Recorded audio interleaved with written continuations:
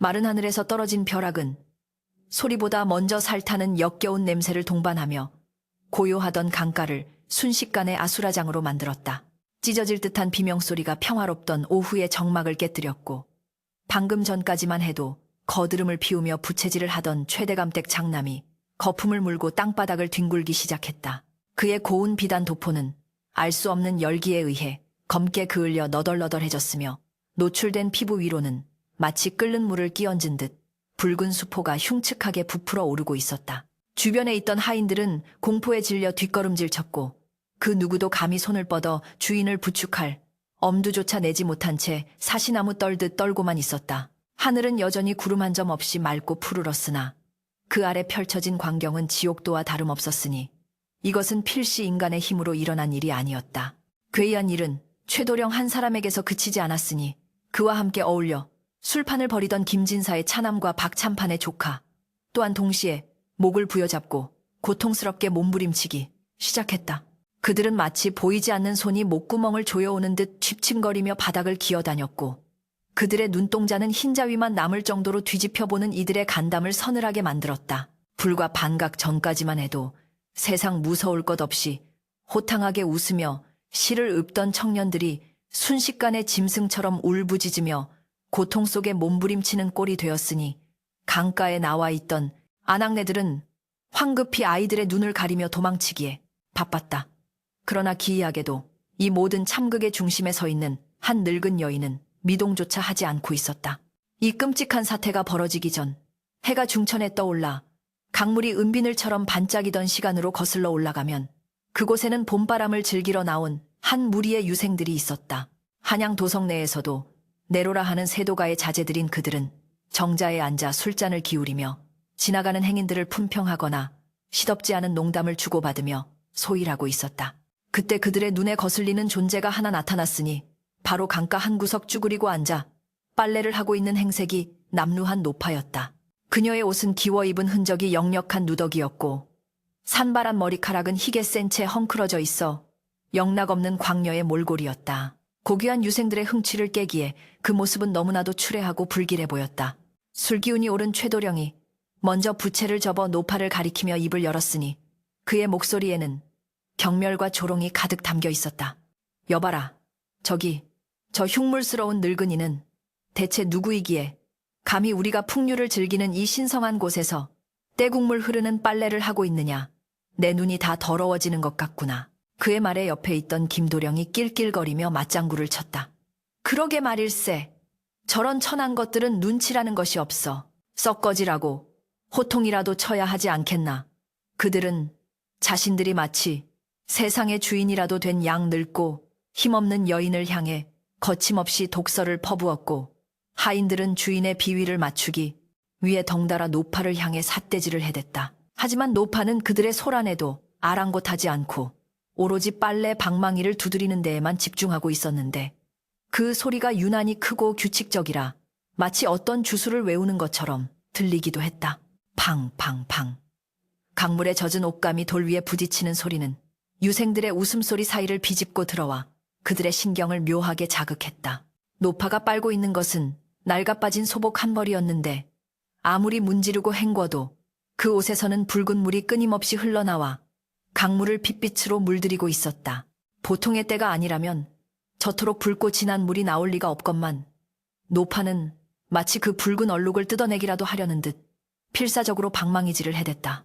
참다 못한 박도령이 자리에서 벌떡 일어나 비틀거리는 걸음으로 노파에게 다가갔고 그의 뒤를 이어 나머지 일행들도 흥미롭다는 표정으로 뒤따랐다. 박도령은 코를 쥐며 노파의 면전에 대고 소리쳤다.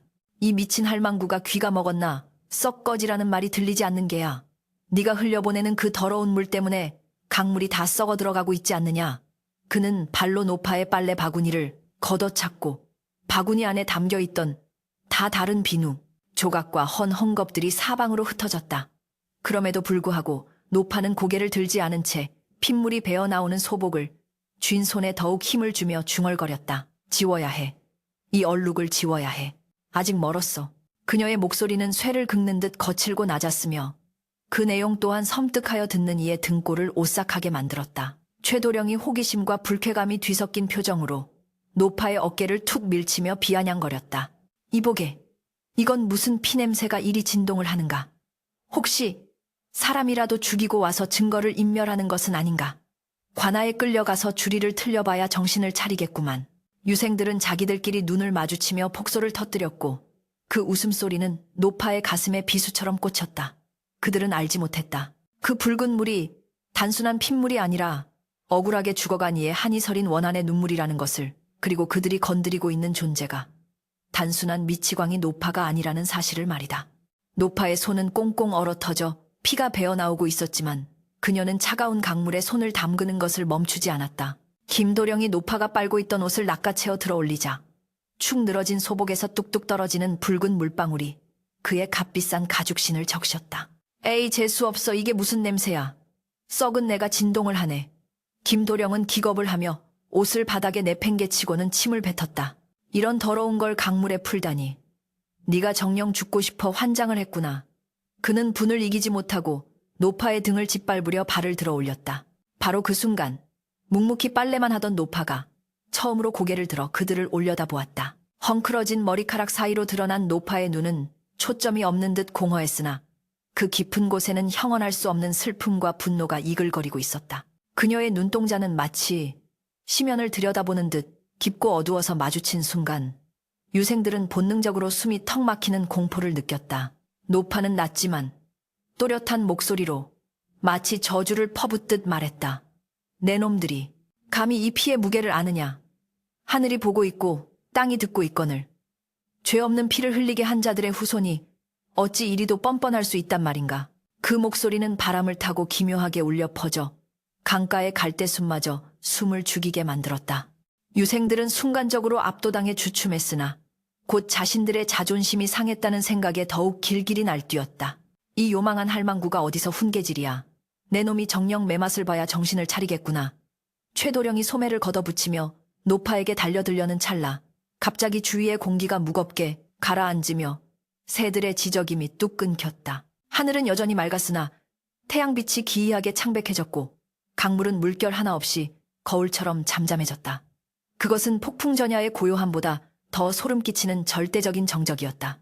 자연계의 모든 생명체가 본능적으로 다가올 재앙을 감지하고 숨을 죽인 것과도 같았다. 그리고 바로 그 순간 마른 하늘에서 화광하는 굉음과 함께 벼락이 내리꽂힌 것이었다. 그것은 일반적인 번개와는 달랐다. 구름에서 떨어지는 것이 아니라 마치 허공이 찢어지며 그 틈새에서 쏟아져 나온 듯한 푸른 섬광이었다. 그 빛은 정확하게 노파를 괴롭히던 3명의 유생들만을 타격했고 그들 곁에 있던 하인들이나 노파에게는 머리카락 한 올도 건드리지 않았다. 쓰러진 유생들의 몸에서 피어오르는 연기는 매캐한 유황 냄새와 섞여 코를 찔렀고 그들의 비명소리는 점차 짐승의 단말마처럼 변해갔다. 그들의 피부 위로 돋아난 수포들은 마치 누군가가 안에서부터 쥐어짜는 듯 끔찍하게 터져나갔다.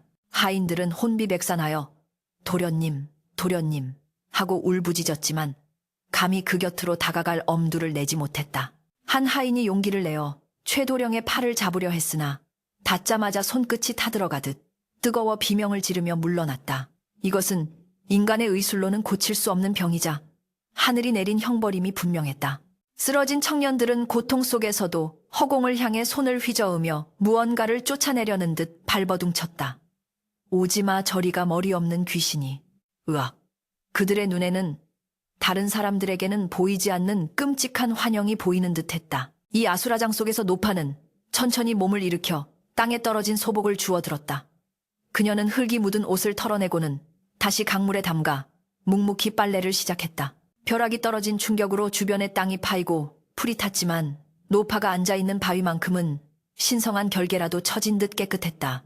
그녀의 무심한 뒷모습은 고통에 몸부림치는 유생들과 극명한 대비를 이루며 보는 이들로 하여금 경외심마저 들게 했다. 붉은 핏물은 다시금 강물로 흘러들어가며 고통받는 자들의 신음소리와 함께 기묘한 화음을 이루었다. 소란을 듣고 달려온 마을 사람들이 웅성거리며 모여들었다. 그들은 흉측하게 변해버린 양반 자제들의 모습을 보고 경악을 금치 못하면서도 한편으로는 그동안 그들의 행패에 시달려왔던 터라 고소해하는 눈치도 없지 않았다.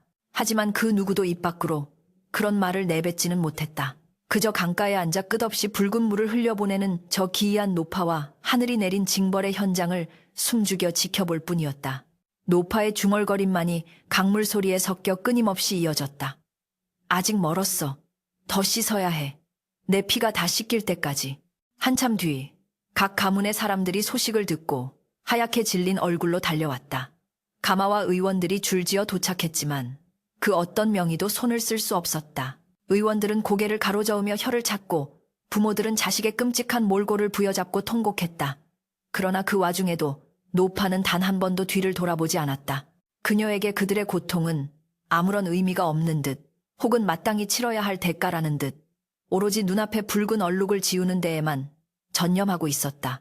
해가 서산으로 넘어가며 강물을 붉게 물들일 때까지 팡팡하는 빨래 방망이 소리는 멈추지 않고 계속되었다. 그것은 마치 다가올 더 큰 비극을 예고하는 장송곡과도 같았다. 한양 도성하는 삽시간의 흉흉한 소문에 휩싸였으니 그 속도는 봄바람에 번지는 들불보다 빨랐다. 저잣거리의 주막이나 우물가, 심지어는 고관대작들이 모이는 사랑방에서조차 화제는 온통 강가에서 벌어진 기이한 변고에 쏠려 있었다. 사람들은 삼삼오오 모여 목소리를 낮추고 속삭였는데 그 내용은 하나같이 등골이 오싹해지는 것들 뿐이었다. 글쎄 그 대단한 최대감댁 도령이 산송장이 되었다지 뭔가. 살이 문드러져 뼈가 보일 지경이라는데 의원들이 손만 대면 살이 흐물거려 약을 바를 수도 없다는구먼. 곰방대를 입에 문 노인이 혀를 차며 말하자 옆에 있던 안악이 눈을 동그랗게 뜨고 맞장구를 쳤다. 그뿐인가요? 밤마다 귀신을 본다고 고래고래 소리를 지르는 통에 그 집 하인들이 잠을 설친 지가 벌써 사흘째랍니다. 강가에 그 미친 노파가 요술을 부린 게 틀림없어요. 이처럼 뜬 소문은 꼬리에 꼬리를 물고 퍼져나가 어느새 그 노파는 사람의 간을 빼먹고 저주를 내리는 희대의 요녀로 둔갑해 있었다. 하지만 정작 그 소문의 중심에 있는 당사자들의 집안은 그야말로 초상집보다 더한 비탄과 공포에 잠겨 있었다. 최대감댁 안채에서는 향냄새 대신 역겨운 고름냄새와 살타는 냄새가 진동을 하여 시중드는 여종들조차 코를 틀어쥐고 헛구역질을 참아야 했다. 비단 금침 위에 누워있는 최도령의 몰골은 차마 눈뜨고 볼 수 없을 정도로 참혹했으니 며칠 전만 해도 기방을 드나들며 호기를 부리던 풍채 좋은 귀공자의 모습은 온데간데 없었다. 온몸을 뒤덮은 붉은 수포는 터지고 아물기를 반복하며 진물을 흘려보냈고 그 위로 검붉은 딱지가 앉아 마치 짐승의 가죽처럼 변해버렸다. 더욱 기이한 것은 그 상처에서 뿜어져 나오는 열기였다. 한겨울 아궁이처럼 뜨거운 열이 몸에서 펄펄 끓어올라 방 안에 얼음을 채워 넣어도 금세 녹아 물이 되어버릴 지경이었다. 최도령의 모친인 정경 부인은 아들의 곁을 지키며 밤낮으로 눈물을 흘렸다. 아이고 내 새끼, 이 일을 어찌하면 좋단 말이냐. 하늘도 무심하시지. 귀한 자손에게 이런 천형을 내리시다니. 그녀는 아들의 이마에 젖은 수건을 올려주려 했으나 최도령이 고통에 찬 비명을 지르며 손을 뿌리치는 바람에 그마저도 여의치 않았다. 용하다는 의원들이 줄을 지어 대문을 넘었으나 방 안에 들어서자마자 고개를 절레절레 흔들며 뒷걸음질 치기 일쑤였다. 내의원에서 파견된 어이조차도 진맥을 한 뒤 깊은 한숨을 내쉬며 최대감에게 고개를 숙였다. 대감마님 송구하오나 이것은 약석으로 다스릴 수 있는 병이 아니옵니다. 맥이 마치 날뛰는 야생마처럼 불규칙하고 오장육부가 뒤틀려 있으나 외상은 화상을 입은 것과 같으니 이는 필시 사악한 기운이 몸을 침범한 탓인 듯하옵니다. 소인의 좁은 소견으로는 의술보다는 무속의 힘을 빌리는 것이 옳을 듯 싶사옵니다. 천하의 어이가 포기를 선언하자 최대감은 망연자실하여 자리에 주저앉았다. 자존심 강한 사대부 집안에서 구판을 벌인다는 것은 체면을 구기는 일이었으나 눈앞에서 죽어가는 외동아들을 살리기 위해서는 지푸라기라도 잡아야 하는 심정이었다. 결국 밤이 깊어지자 은밀하게 도성 밖에서 이름난 무당을 불러들였으니 집안에는 징소리와 방울소리가 요란하게 울려 퍼지기 시작했다. 무당은 화려한 오방색 옷을 입고 작두 위를 펄쩍펄쩍 뛰며 주문을 외워댔다. 물러가라 썩 물러가라. 어디서 감히 귀한 도련님의 몸에 들러붙어 행패를 부리느냐. 썩 꺼지지 않으면 내 칼날이 너를 벨 것이다. 무당의 목소리는 날카롭게 찢어지며 밤하늘을 갈랐고 마당에 차려진 굿상에는 돼지머리와 온갖 재물들이 산더미처럼 쌓여 있었다. 그러나 굿이 절정에 달하려던 순간 갑자기 사방이 고요해지더니 어디선가 불어온 음산한 돌풍이 구판을 덮쳤다. 촛불이 일시에 꺼지며 암흑천지가 되었고 재물들이 허공으로 솟구쳤다가 땅바닥에 곤두박질 쳤다. 무당은 비명을 지르며 바닥에 나뒹굴었고 입에서는 검은 피를 토해냈다. 아이고 나 죽네. 이 원한은 내가 감당할 수 있는 게 아니야. 머리 없는 장수가 칼을 들고 서 있어. 무당은 공포에 질린 눈으로 허공을 가리키며 뒷걸음질 치다가 그대로 대문 밖으로 도망쳐 버렸다. 남겨진 사람들은 사시나무 떨듯 떨며 서로를 부둥켜 안았고 방 안에서는 최도령의 끔찍한 비명소리가 다시금 터져 나왔다. 살려주시오. 제발 살려주시오. 저놈이 내 목을 노리고 있어. 으악. 최도령은 눈을 까뒤집고 허공을 향해 손을 휘저었다. 그의 눈에는 분명히 보이고 있었다. 피가 뚝뚝 떨어지는 갑옷을 입고 목이 잘려나간 자리에서 선혈이 솟구치는 거대한 장수의 형상이 침상 머리맡에 서 있는 것을. 그 원기는 잘린 머리를 한 손에 들고 있었는데 그 머리에 눈이 부릅뜨인 채 최도령을 노려보고 있었다. 내 목을 내놓아라. 내 놈의 조상이 앗아간 내 목을. 원기의 입은 움직이지 않았으나 그 목소리는 최도령의 머릿속을 직접 파고들어 뇌수를 뒤흔드는 듯했다. 박참판의 조카와 김진사의 차남 또한 같은 시각 각자의 집에서 똑같은 악몽에 시달리고 있었다. 그들은 모두 목 없는 장수에게 쫓기며 날카로운 칼날이 자신의 목을 겨누는 공포 속에 밤새도록 몸부림쳤다. 이것은 단순한 병이 아니라 대를 이어 내려온 업보가 실체화되어 그들의 숨통을 조여오는 것이었다. 한편 이 끔찍한 소란이 도성을 뒤흔드는 동안에도 강가의 풍경은 소름 끼칠 정도로 고요하고 적막했다. 문제의 노파는 여전히 그 자리에 앉아 있었다.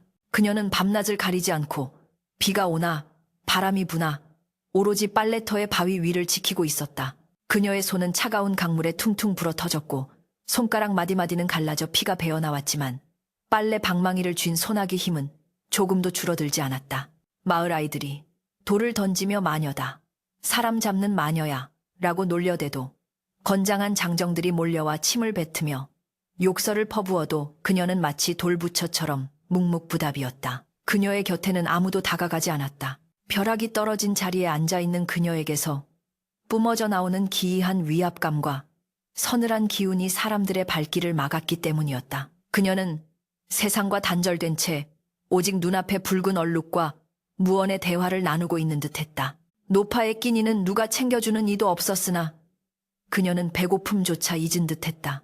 가끔 강물을 한 모금 들이키는 것이 전부였고 잠시 방망이질을 멈추고 먼 산을 응시할 때면 그 눈빛이 너무나도 처연하여 보는 이의 가슴을 저미게 했다. 그녀의 눈은 미친 사람의 광기가 서려 있는 듯하면서도 동시에 세상의 모든 슬픔을 통달한 성자의 눈빛을 담고 있었다. 그녀가 빨고 있는 그 낡은 소복은 이제 너덜너덜해져서 옷의 형체를 거의 알아볼 수 없게 되었지만 붉은 핏물은 여전히 마르지 않는 샘물처럼 끊임없이 흘러나와 강물을 적셨다. 밤이 되면 달빛을 받아 반짝이는 강물 위로 붉은 띠가 선명하게 떠올라 마치 강 전체가 피를 흘리는 거대한 상처처럼 보였다. 노파는 달을 보며 중얼거렸다. 아가, 춥지 않으냐? 이 어미가 얼른 씻어줄게. 깨끗한 옷 입고 가야지. 암 그렇고 말고. 그녀의 쉰 목소리는 강바람에 흩어져 허공으로 사라졌다. 사흘이 지나자 고통을 견디다 못한 자제들의 부모들이 한자리에 모였다. 최대감의 사랑방에 모인 그들의 얼굴은 수척하고 초조한 기색이 역력했다. 김진사가 떨리는 목소리로 입을 열었다. 이대로 있다가는 우리 아이들이 제명에 죽지 못할 것입니다. 의원도 무당도 소용이 없으니 이제 남은 방법은 하나뿐이지 않소. 박참판이 탁자를 내리치며 격앙된 목소리로 외쳤다. 그렇소. 저 요망한 노파가 원흉임이 분명하오. 내 놈의 눈으로 똑똑히 보았다는 하인들의 말이 있소. 그 늙은이가 주문을 외우자마자 벼락이 떨어졌다고 하지 않소. 당장 포졸들을 풀어서 그년을 잡아들여야 하오주리를 틀어서라도 저주를 풀게 만들어야 한단 말이오. 그들은 자신들의 자식들이 먼저 노파를 괴롭혔다는 사실은 까맣게 잊은 채 모든 원망과 분노를 힘없는 노파에게 돌리고 있었다. 죄책감보다는 자식을 잃을지 모른다는 공포와 감히 천한 것이 양반을 능멸했다는 오만함이 그들의 이성을 마비시켰다. 최대감은 침통한 표정으로 수염을 쓰다듬으며 고개를 끄덕였다. 자네들 말이 옳네. 내 이미 관아에 연주를 넣어두었네. 내일 날이 밝는 대로 관군들이 들이닥칠 걸세. 요물을 처단한다는 명분이라면 백성들도 뭐라 하지 못하겠지. 내 아들을 저 지경으로 만든 대가를 반드시 치르게 해줄 것이야. 그들의 눈에는 살기가 번득였다. 권력을 가진 자들이 약자를 짓밟기로 결심했을 때 나오는 잔인함이 방안을 가득 채웠다. 그들은 자신들의 결정이 얼마나 큰 파장을 불러올지, 그리고 그 노파가 품고 있는 사연이 자신들의 가문과 얼마나 깊게 얽혀 있는지 꿈에도 모른 채 어리석은 복수를 다짐하고 있었다. 창밖에는 불길한 바람이 불어와 나뭇가지를 흔들었고 멀리서 들려오는 부엉이 울음소리가 마치 그들의 파멸을 예고하는 듯했다. 그날 밤 최도령은 꿈속에서 다시금 그 목없는 장수를 만났다. 하지만 이번에는 장수가 칼을 휘두르는 대신 피 묻은 손으로 최도령의 가슴을 가리키며 웅장한 목소리로 말했다. 씻어라. 너희의 죄를 씻어라. 그렇지 않으면 너희의 대는 여기서 끊어질 것이다. 최도령은 땀범벅이 되어 비명을 지르며 깨어났다. 그의 가슴에는 마치 누군가가 불타는 손으로 움켜쥔 듯한 검붉은 손자국이 선명하게 찍혀 있었다. 공포는 이제 육체를 넘어 영혼까지 잠식해 들어오고 있었다. 그는 미친 듯이 이불을 걷어차며 어머니를 찾았지만 정경 부인은 이미 구판이 벌어졌던 마당에서 기절해 있었다. 집안 곳곳에서 곡소리가 터져나왔고 하인들은 공포에 질려 하나둘씩 담을 넘어 도망치기 시작했다. 명문가라 칭송받던 집안이 하루아침에 흉가로 변해가고 있었다. 다음 날 아침, 짙은 안개가 강가를 뒤덮었다. 안개 속에서 무거운 발소리와 함께 창과 몽둥이로 무장한 포졸들이 모습을 드러냈다. 그들의 선두에는 분기탱천한 최대감과 박참판이 말을 타고 있었고 그 뒤로는 호기심 많은 구경꾼들이 거리를 두고 따라오고 있었다. 저기 있다. 저 요물 포졸 하나가 소리치자 모든 시선이 빨래터의 바위로 쏠렸다. 노파는 여전히 그곳에 있었다. 수십 명의 장정들이 살기를 띠고 다가오는데도 그녀는 고개조차 돌리지 않은 채 오로지 빨래에만 열중하고 있었다. 팡팡팡. 규칙적인 방망이 소리만이 긴장된 정막을 깨고 울려 퍼졌다. 최대감이 말채찍을 휘두르며 고함쳤다. 여봐라. 당장 전현을 포박하여라. 반항하거든 그 자리에서 베어도 좋다. 포졸들이 우르르 달려들어 노파를 에워쌌다. 그러나 그들이 노파에게 손을 대려는 순간 기이한 일이 벌어졌다. 노파가 빨고 있던 소복에서 붉은 물이 솟구쳐 올라 마치 살아있는 뱀처럼 포졸들의 발목을 휘감은 것이다. 으악, 이게 뭐야? 피다 피. 포졸들은 기겁을 하며 뒷걸음질 쳤고 말들이 놀라 날뛰는 바람에 최대감은 말에서 떨어져 진흙탕에 뒹굴었다. 흙투성이가 된 최대감은 수치심과 분노로 얼굴이 불그락푸르락해져서 소리쳤다. 이 요망한 것 내년이 정녕 죽고 싶은 게냐? 그때였다. 안개를 뚫고 누군가가 침착하고 위험 있는 목소리로 외쳤다. 멈추시오. 이게 무슨 추태들이오. 사람들의 시선이 목소리가 들려온 곳으로 향했다. 그곳에는 낡았지만 깨끗한 관복을 입은 한 사내가 서 있었으니 그는 조정에서도 강직하기로 소문난 사헌부 감찰이 명관이었다. 이 감찰은 천천히 걸어와 흙바닥에 주저앉은 최대감과 포졸들을 싸늘한 눈빛으로 훑어본 뒤 시선을 노파에게로 옮겼다. 그의 눈은 다른 이들처럼 혐오나 공포로 차 있지 않았다. 오히려 깊은 호기심과 연민, 그리고 진실을 꿰뚫어 보려는 날카로운 이성이 번득이고 있었다. 그는 난장판이 된 현장 한가운데로 걸어 들어가 아무도 감히 다가가지 못했던 노파의 바로 곁에 섰다. 그리고 허리를 굽혀 노파가 그토록 필사적으로 빨고 있는 그 옷을 자세히 들여다보았다. 순간 이 감찰의 눈동자가 크게 흔들렸다. 그 붉은 얼룩은 단순한 피가 아니었다. 그것은 억겁의 시간을 넘어 호소하고 있는 무언의 절규였다. 그는 직감했다. 이 사건은 요술이나 저주 따위가 아니라 인간이 저지른 가장 추악한 죄악이 불러온 필연적인 결과임을, 그리고 그 죄악의 뿌리가 바로 지금 분노에 차서 날뛰고 있는 저 명문가들의 과거 속에 깊이 박혀 있음을 말이다. 이명관 감찰의 서슬퍼런 눈빛은 최대감의 기세를 단숨에 꺾어놓기에 충분했으니 그의 등장만으로도 강가의 공기는 일순간에 바뀌었다. 그는 조정에서도 대쪽이라 불리며 임금의 총애와 두려움을 동시에 받는 인물이었기에 천하의 최대감이라 할지라도 함부로 대할 수 없는 상대였다. 이 감찰은 진흙탕의 나뒹구는 최대감을 부축해 일으키는 대신 천천히 몸을 낮추어 노파가 빨고 있는 문제의 소복을 향해 손을 뻗었다. 주변의 포졸들이 날이 위험합니다. 피가 살아 움직입니다. 라고 다급하게 외쳤으나 그는 아랑곳하지 않고 핏물이 흥건한 옷자락을 덥석 쥐었다. 놀랍게도 그가 손을 대자 마치 끓는 기름처럼 포졸들을 위협하던 붉은 물이 거짓말처럼 잠잠해졌고 다만 얼음장처럼 차가운 냉기만이 그의 손끝을 타고 심장까지 파고들었다. 그것은 단순한 물의 차가움이 아니라 죽은 자가 산자에게 전하는 처절한 한기의 전율이었다. 이 감찰은 미간을 찌푸리며 옷감을 자세히 살폈다. 겉보기에는 그저 낡고 해진 누더기처럼 보였으나 물에 젖은 옷감을 비추는 햇살 아래서 희미하게 드러난 문양은 그가 예상치 못한 충격을 안겨주었다. 이것은 단순한 죄인의 옷이 아니다. 이 감찰의 입에서 흘러나온 나직한 독백에 분을 사귀고 있던 최대감이 씩씩거리며 다가왔다. 무슨 헛소린가? 그깟 걸레 조각이 무엇이라도 된단 말인가? 어서 저 요망한 노파를 치우지 않고 뭐 하는 겐가? 최대감의 호통에도 이 감찰은 흔들리지 않고 옷의 안감을 뒤집어 보였다. 그곳에는 붉은 피에 젖어 검게 변해버린 명주실 자수가 박혀 있었는데 세월에 닳고 닳았음에도 불구하고 관관이라는 글자와 함께 작은 호랑이 문양이 선명하게 남아 있었다. 보십시오, 대감. 이것은 30년 전 북방 국경을 수비하던 군관들이 입던 속적삼입니다. 그것도 일반 병졸이 아니라 장수를 보필하던 부관급 이상이 착용하던 것이지요. 이 감찰의 설명에 최대감의 얼굴색이 순간 흑빛으로 변했다가 다시 붉어졌다. 그게 어쨌다는 건가? 30년 전 옷이든 300년 전 옷이든 지금 내 아들을 죽이려 드는 저주 물품이라는 사실은 변하지 않아. 이 감찰은 천천히 고개를 들어 노파의 얼굴을 정면으로 응시했다. 가까이서 본 노파의 얼굴은 주름 골골이 뼛속까지 사무친 고통의 흔적으로 가득 차 있었다. 그는 조심스럽게 마치 깨지기 쉬운 도자기를 다루듯 부드러운 목소리로 물었다. 노부인, 이 옷의 주인이 누구입니까? 어찌하여 이토록 오랫동안 피가 멈추지 않는 것입니까?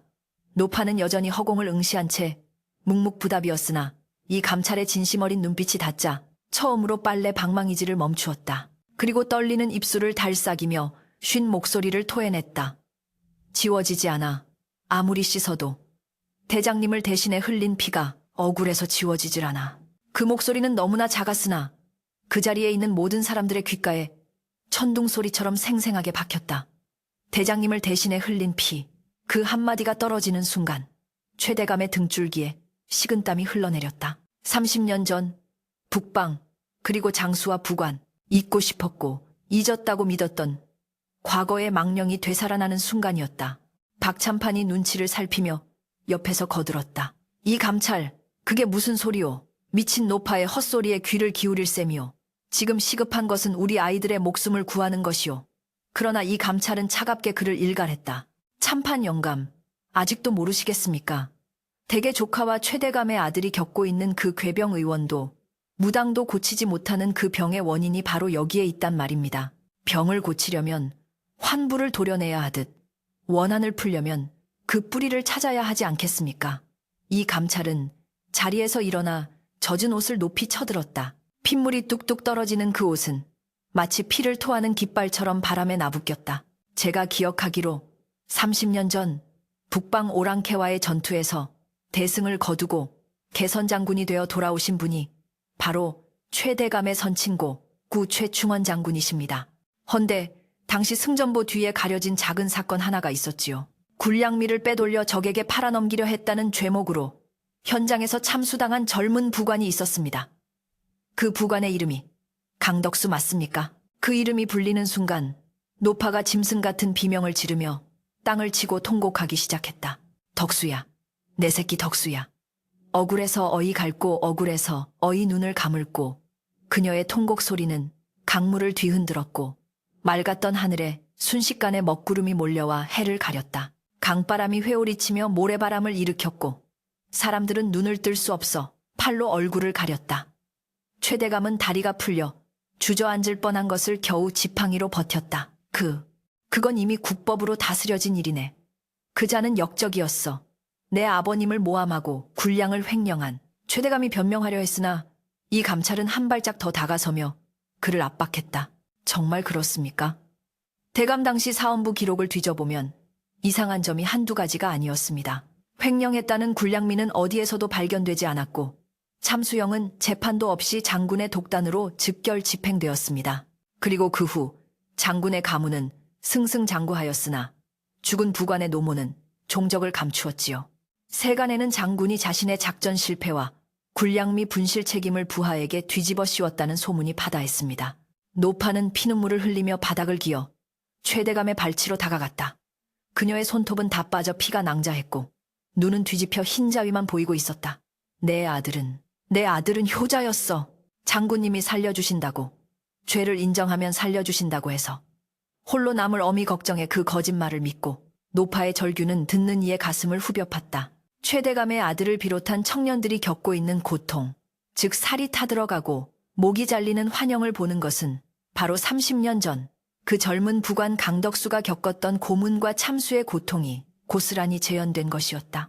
벼락이 떨어진 것은 우연이 아니었다. 교만하고 잔인한 후손들이 억울하게 죽은 영혼의 어머니를 능멸하고 짓밟았을 때 30년간 꾹꾹 눌러왔던 원한의 둑이 터져버린 것이었다.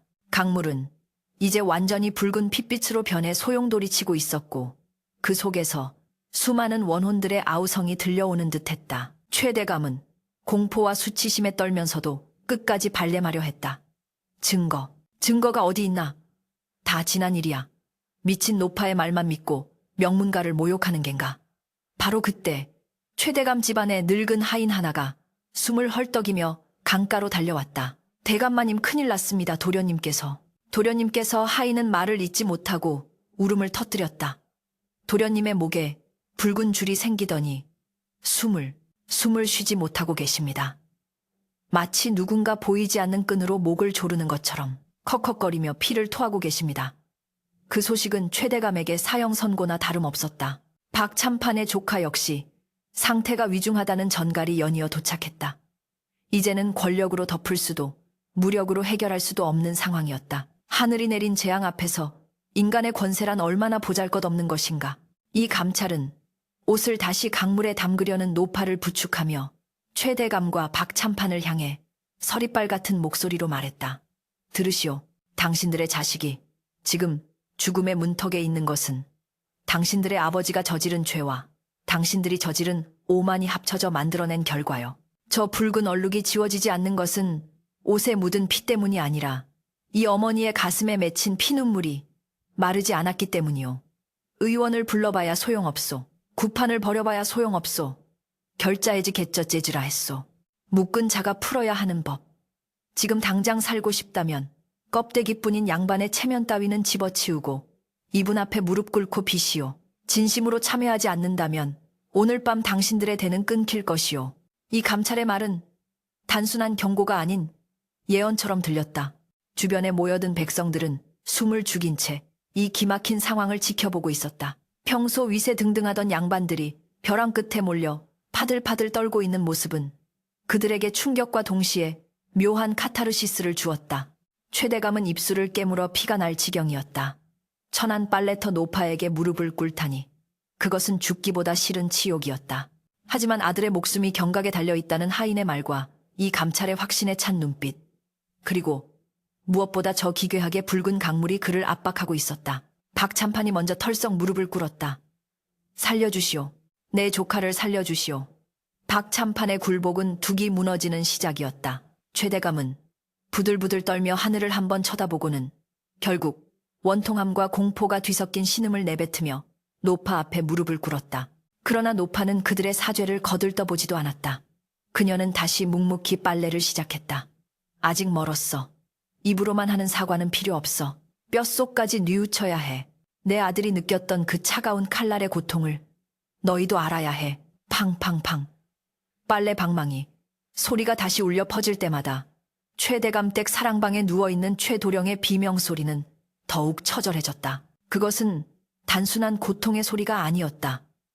자신의 할아버지가 저지른 죄악을 손자가 온몸으로 받아내며 지르는 영혼의 찢어짐이었다. 이 감찰은 조용히 뒤로 물러나 그 광경을 지켜보았다. 이제 인간이 할 수 있는 일은 끝났다. 남은 것은 죄 지은 자들의 진정성 있는 참회와 그 참회가 하늘과 원혼의 마음에 닿을지 지켜보는 것뿐이었다. 그날 밤 강가에는 기이한 풍경이 펼쳐졌다. 수십 개의 횃불이 밝혀진 가운데 도성의 네로라 하는 세도가들이 흙바닥에 무릎을 꿇고 머리를 조아리고 있었다. 그들 앞에는 초라한 노파가 앉아 끝없이 붉은 옷을 빨고 있었고 강물은 밤새도록 울음소리 같은 파도 소리를 내며 흘러갔다. 최대감의 부인은 실신하여 실려 나갔지만 최대감은 감히 일어날 수 없었다. 그가 조금이라도 자세를 흐트러뜨리면 집에서 달려온 하인이 도련님 숨이 넘어갑니다. 라고 소리쳤기 때문이다. 시간은 그들에게 가장 잔인한 형벌이었다. 새벽이 밝아올 무렵 노파의 입에서 믿기 힘든 말이 흘러나왔다. 그 아이들을 데려오너라. 내 아들이 죽어갔던 이 강가로 기어서라도 오게 하라. 그것은 마지막 기회이자 최후의 심판대였다. 산송장이 다 된 자식들을 이 차가운 강가로 데려오라니 자칫하면 옮기는 도중에 죽을 수도 있는 일이었다. 하지만 최대감과 박참판은 선택의 여지가 없었다. 그들은 피눈물을 흘리며 가마를 보내라 명했다. 죽어가는 아들을 싣고 오는 가마의 행렬이 새벽 안개를 뚫고 강가로 향하는 모습은 마치 저승으로 가는 장례 행렬처럼 음산하고도 비장했다. 이 감찰은 그 모습을 보며 나직이 읊조렸다. 이제야말로 진정한 재판이 시작되는구나. 30년을 기다려온 원한의 매듭이 바야흐로 가장 고통스러운 방식으로 풀리려 하고 있었다. 동이 트기 전의 강가는 짙은 물안개에 휩싸여 이승과 저승의 경계가 모호해진 듯 몽환적이고도 기괴한 분위기를 자아내고 있었다. 정막을 깨고 멀리서부터 들려오는 것은 화려한 풍악 소리가 아닌 짐승의 신음과도 같은 고통스러운 비명과 가마꾼들의 거친 숨소리뿐이었다. 최대감 댁과 박참판 댁의 가마가 강가 자갈밭에 도착했을 때 가마 문이 열리며 뿜어져 나온 것은 지독한 악취였다. 그것은 산 사람의 냄새가 아니라 무덤 속에서 며칠 썩은 시체에서나 날 법한 역겨운 부패의 냄새였다. 하인들이 떨리는 손으로 가마에서 도령들을 끌어내렸을 때 지켜보던 백성들은 기겁을 하며 입을 틀어막았다. 비단요에 쌓여 나온 최도령의 모습은 그야말로 참혹했다. 온몸의 피부는 검붉게 괴사하여 진물이 흘러내렸고 목 주변에는 마치 보이지 않는 밧줄이 조여진 듯 붉은 멍 자국이 선명하게 나 있었는데 그 멍은 시간이 갈수록 깊어져 금방이라도 목이 떨어져 나갈 듯 위태로워 보였다. 뜨거워. 목이 타들어가. 최도령은 눈을 희번덕거리며 허공을 향해 손톱을 세워 긁어댔다. 그의 손톱 밑에는 이미 자신의 살점을 뜯어낸 흔적으로 피가 맺혀 있었다. 박도령과 김도령 역시 사정은 다르지 않았다. 그들은 마치 보이지 않는 형틀에 묶여 주리를 틀리는 죄인처럼 몸을 비틀며 괴성을 질렀다. 그 처참한 광경 앞에 부모들은 체면이고 뭐고 다 내던진 채 흙바닥에 주저앉아 오열했다. 최대감은 아들의 썩어가는 손을 잡으려다 그 뜨거운 열기에 소스라치게 놀라 손을 떼고는 그대로 노파를 향해 머리를 조아렸다. 노부인 아니 어르신, 제발 제 아들을 살려주십시오. 시키는 대로 다 하겠습니다. 제발 이 끔찍한 고통만 멈추게 해주십시오. 한양 바닥을 호령하던 세도가의 위엄은 온데간데 없고 자식의 고통 앞에 무력해진 늙은 아비의 비굴함만이 남아있었다. 노파는 그들의 절규를 들으면서도 서두르는 기색 없이 천천히 빨래 방망이를 내려놓았다. 그녀는 핏물이 흥건한 손으로 젖은 소복을 들어올려 고통에 몸부림치는 도령들의 눈앞에 들이밀었다. 보이느냐? 이 붉은 얼룩이 무엇인지 이제야 보이느냐? 노파의 목소리는 낮았으나 강바람을 타고 기묘하게 울려 퍼져 마치 수십 명의 사람이 동시에 속삭이는 듯한 착각을 불러일으켰다. 최도령이 흐릿한 눈으로 그 옷을 바라보는 순간 그의 동공이 공포로 확장되었다. 으악, 저기 목없는 장수가 피 묻은 옷을 입고 칼을 들고 최도령은 발작하듯 뒷걸음질 치다 자갈밭에 나뒹굴었다. 그의 눈에는 단순히 젖은 옷이 보이는 것이 아니라 30년 전 억울하게 참수당한 강덕수의 원혼이 그 옷을 입고 서 있는 모습이 보였던 것이다. 이명관 감찰이 침통한 표정으로 앞으로 나서며 최대감을 향해 입을 열었다. 대감, 지금 도령의 눈에 보이는 것은 환상이 아닙니다. 30년 전 대감의 선친께서 자신의 안위를 위해 부하에게 뒤집어 씌운 그 끔찍한 죄악의 실체입니다. 저 옷에 묻은 피는 단순한 혈흔이 아니라 억울하게 죽어가며 토해낸 저주이자 남겨진 노모가 평생을 흘린 피눈물입니다. 그것이 어찌 비단 옷을 입고 호의호식하며 자란 대감의 자제들이 감당할 수 있는 무게겠습니까? 이 감찰의 말은 폐부를 찌르는 듯 날카로웠다. 최대감은 부들부들 떨며 고개를 들지 못했다. 아버지가 영웅이 아니라 살인자였다는 사실, 그리고 그 업보가 내 자식을 죽이고 있다는 사실을 인정하는 것은 자신의 전생애를 부정하는 것과 다름없었다. 그때 갑자기 강물이 요동치기 시작했다. 바람이 멈추고 사방이 쥐죽은 듯 고요해지더니 강물 한가운데서 붉은 소용돌이가 일기 시작한 것이다. 소용돌이는 점점 거세져 마치 강물이 끓어오르는 듯했고 그 중심에서 검붉은 안개가 피어올라 강가를 뒤덮었다. 안개 속에서 희미한 형체들이 나타났다. 그것은 목이 잘린 병사들의 형상 같기도 하고 억울함을 호소하는 수많은 입 같기도 했다. 억울하다. 억울하다. 바람 소리인지 귀신 소리인지 분간할 수 없는 음산한 울림이 사람들의 고막을 파고들었다. 최도령과 다른 자제들은 거품을 물고 눈이 뒤집히며 숨이 넘어갈 듯 꺽꺽거렸다.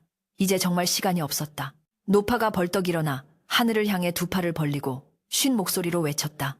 덕수야, 보아라. 저들이 왔다. 네 목숨을 파리 목숨처럼 여겼던 자들의 핏줄이 이제 네 앞에서 벌레처럼 기고 있구나. 하지만 덕수야, 이것으로 네 원한이 풀리겠느냐? 저들의 고통이 내 억울함을 씻어주겠느냐? 노파의 외침은 절절한 한이 서려 있어 듣는 이들의 가슴을 먹먹하게 했다. 그녀는 다시 최대감과 박참판을 내려다보며 서리빨 같은 눈빛으로 쏘아붙였다. 내 아들은 죽는 순간까지도 나를 걱정했다. 내 놈들의 아비가 약속한 대로 죄를 인정하면 늙은 어미는 살려주겠지. 믿으며 형장의 이슬로 사라졌다. 헌데 너희는 어찌했느냐? 내 아들의 이름을 더러운 반역자로 역사에 남기고 나를 미친년 취급하며 돌팔매질을 하지 않았느냐? 최대감은 더 이상 버틸 수가 없었다. 눈앞에서 아들의 숨이 끊어지려는 찰나 그의 마지막 자존심인 양반의 갓을 벗어던지고 이마가 깨지도록 땅에 머리를 대섰다. 죽을 죄를 지었습니다, 내 아버님이. 최충원 장군이 당신 아들을 죽였습니다. 굴량미를 횡령한 것은 내 아버님이셨고 강덕수, 그 사람은 아무 죄 없이 희생된 충신이었습니다. 제가 그 사실을 알면서도 덮었습니다. 가문의 명예가 더럽혀질까 두려워 억울한 죽음을 외면하고 당신을 핍박했습니다. 최대감의 입에서 마침내 진실이 터져나왔다. 그 고백은 피를 토하는 듯 처절했다. 옆에 있던 박참판 역시 엎드려 통곡하며 죄를 시인했다. 용서해 주시오. 우리 가문이 죄인이요. 내 조카가 저지른 오만방자함 또한 모두 내 불찰이요. 수십 년간 묻혀있던 진실이 천하에 드러나는 순간이었다. 최대감의 이마에서 흐른 피가 땅을 적시고 그 피가 강물로 흘러들어갔다. 그러자 기적 같은 일이 벌어졌다. 최대감의 피가 강물에 닿는 순간 끓어오르던 붉은 강물이 잠시 멈칫하더니 노파가 들고 있던 피 묻은 소복에서 검붉은 기운이 빠져나오기 시작한 것이다. 노파는 떨리는 손으로 소복을 최대감에게 던졌다. 빨아라. 내 놈의 피눈물로, 내 놈의 진심 어린 참회로 이 얼룩을 지워보아라. 내 아버지가 묻힌 피, 네가 덮어버린 진실, 내 자식이 저지른 죄악을 내 손으로 직접 씻어내란 말이다. 천하의 최대감이 평생 손에 물 한 방울 묻히지 않고 살았던 귀족이 진흙탕에 무릎을 꿇고 앉아 피 묻은 누더기를 빨기 시작했다. 그의 손은 거칠고 서툴렀으나 눈에서는 하염없는 눈물이 쏟아져 옷감을 적셨다. 옆에서 박참판과 다른 부모들도 달려들어 함께 옷을 붙잡고 비비기 시작했다.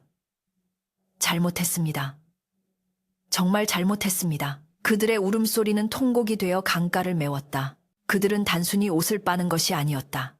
가문의 죄업을 썩어빠진 양반의 위선을, 그리고 인간으로서 저지른 씻을 수 없는 과오를 씻어내고 있는 것이었다. 차가운 강물에 손이 얼어터지고 돌에 긁혀 피가 나도 그들은 멈추지 않았다. 멈추면 자식이 죽는다는 공포도 있었지만 무엇보다 이명관 감찰의 말대로, 그리고 노파의 절규대로 그들 스스로가 짊어진 죄의 무게를 비로소 깨달았기 때문이었다. 이 감찰은 그 모습을 지켜보며 조용히 고개를 끄덕였다. 하늘의 심판은 벼락으로 시작되었으나 그 완성은 인간의 참회로 이루어지는 법이었다. 그들이 옷을 문지를 때마다 신기하게도 수십 년간 지워지지 않던 검붉은 핏자국이 조금씩 옅어지기 시작했다. 동시에 죽음의 문턱에서 헐떡이던 도령들의 거친 숨소리가 조금씩 잦아들고 붉게 타오르던 수포의 열기가 식어가는 기색이 보였다. 그러나 아직 끝난 것이 아니었다.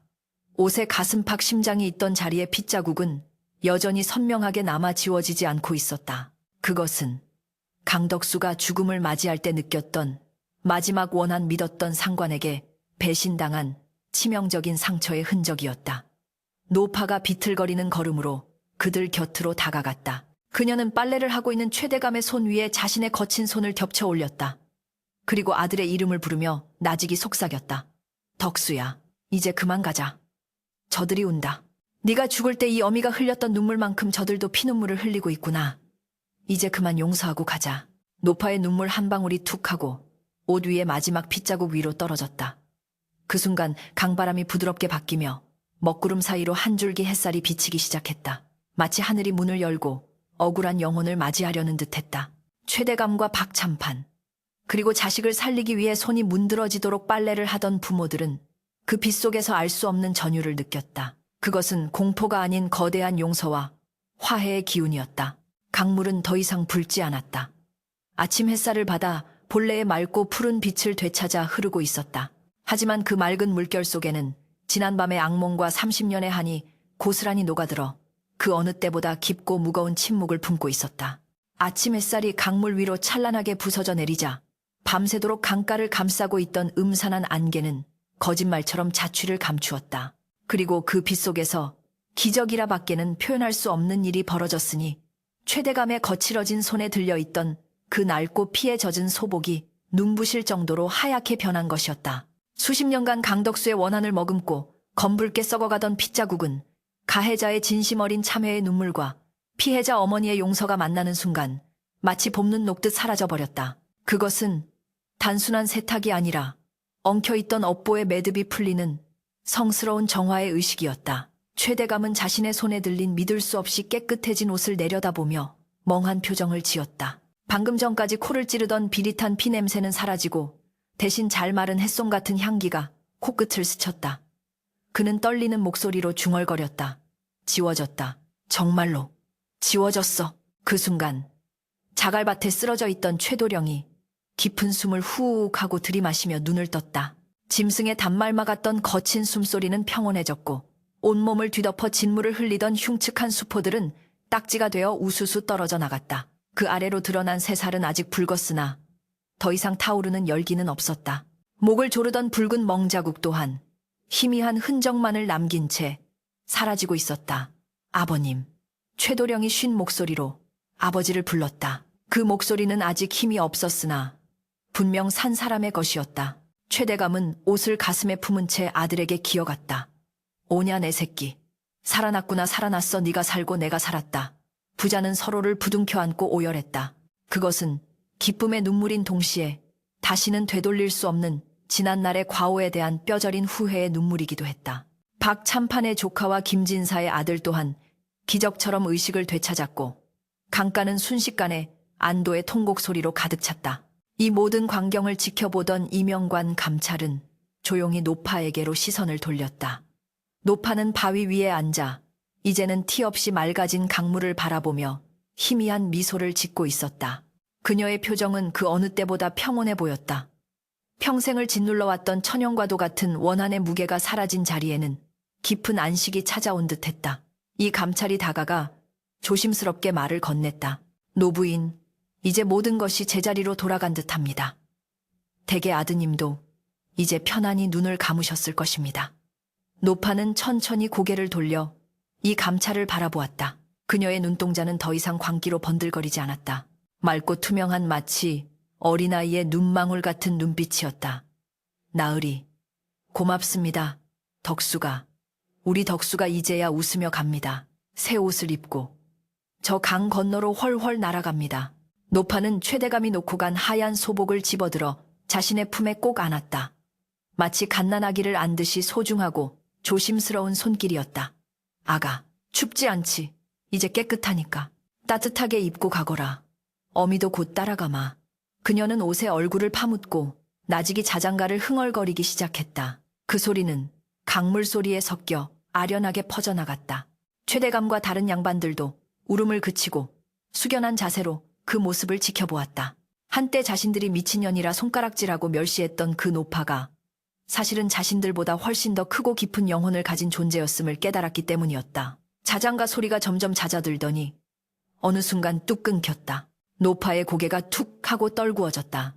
그녀는 아들의 옷을 품에 안은 채 평생을 지켜왔던 강가에서 가장 평화로운 모습으로 숨을 거두었다. 강바람이 불어와 노파의 흰 머리카락을 부드럽게 쓰다듬었다. 이 감찰이 다가가 맥을 짚어본 뒤 조용히 눈을 감고 고개를 숙였다. 가셨습니다. 한 많은 이승의 짐을 다 내려놓고 그토록 그리워하던 아드님 곁으로 가셨습니다. 잠시 후 최대감이 비틀거리며 일어나 노파의 시신 앞으로 다가왔다. 그는 흑투성이가 된 비단 옷을 입은 채 가장 정중한 예법으로 큰 절을 올렸다.